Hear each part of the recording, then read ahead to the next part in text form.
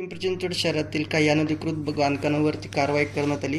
या कारवाई दरम्यान पोलीस कर्मचाऱ्यांवरती सुद्धा दगडफेक करण्यात आली असल्याची माहिती मिळते.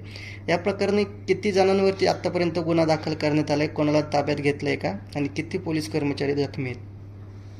काल रोजी पिंपरी चिंचवड महापालिकेतर्फे अनधिकृत बांधकाम निष्कासनाची मोहीम हाती घेण्यात आली होती. त्यानुसार पिंपरी चिंचवड पोलिसांनी त्यांना बंदोबस्त उपलब्ध करून दिला होता. बंदोबस्ताची प्लॅनिंग केली गेली होती. त्यामध्ये साधारणपणे 10 ते 11 अनधिकृत बांधकामे होती. कारवाई सुरू होण्यापूर्वी एक ठिकाणी काही बेकायदेशीर जमाव जमला होता आणि त्याने पोलिसांवरती बंदोबस्तावरती असणाऱ्या आमच्या अंमलदारांवरती आणि याच्यावरती दगडफेक थोड्या प्रमाणात केली. त्यामध्ये आमचे 2 अधिकारी, त्यांना 1, 2 किंवा 3 टाके पडलेले आहेत आणि 8 ते 9 किरकोळ जखमी असणारे अंमलदार आहेत. त्या व्यतिरिक्त आम्ही ज्ञात आणि अज्ञात अशा आरोपींवरती गुन्हे दाखल केलेले आहेत चिखली पोलीस स्टेशनमध्ये.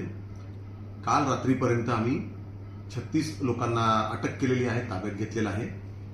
उर्वरित जे लोक आहेत समाजकंटक यामध्ये होते जे आरोपी, त्यांना सुद्धा ताब्यात घेण्याची मोहीम आम्ही तीव्र केलेली आहे आणि उरलेले आरोपी सुद्धा आम्ही लवकरच ताब्यात घेऊ.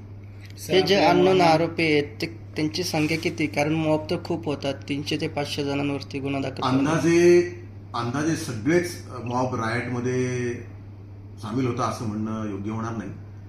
आम्ही प्रत्येकाला सीसीटीव्ही फुटेजमधून, ड्रोनच्या फुटेजमधून, आमच्या अधिकाऱ्यांनी आणि अंमलदारांनी केलेल्या शूटिंगमधून आयडेंटिफाय करत आहोत आणि आयडेंटिफाय करून त्यांना प्रत्येकाला त्याचा रोल असेल अशाच लोकांना आम्ही ताब्यात घेत आहोत. सर, त्या कारवाईसाठी आपण किती जणांचा बंदोबस्त दिला होता आणि त्या लोकांनी आपल्या वाहनांचा आणि आपल्या पोलीस कर्मचाऱ्यांवरती हल्ला केला, किती जखमी झालेत आणि किती वाहनांचं नुकसान मी केलं? आता सांगितलं आपल्याला की 2 कर्मचारी आणि अधिकाऱ्यांना आमच्या 2 आणि 3 टाके पडलेले आहेत. 1 अधिकारी आहेत, 1 अंमलदार आहे आणि 8 ते 9 कर्मचारी अंमलदार आहेत, त्यांना किरकोळ जखमा झालेल्या आहेत. वाहनांचं काय नुकसान केलं? वाहन एक आरसीपीचं वाहन आहे, ज्याच्यात आपण जे मगाशी उल्लेख केला. सुरुवातीला कारवाई सुरू होण्यापूर्वी जे वाहन गेलं होतं तिथे स्टेशन व्हायला, त्या वाहनांवरती झालेलं दगडफेक आहे. त्या वाहनाचं नुकसान झालेलं आहे.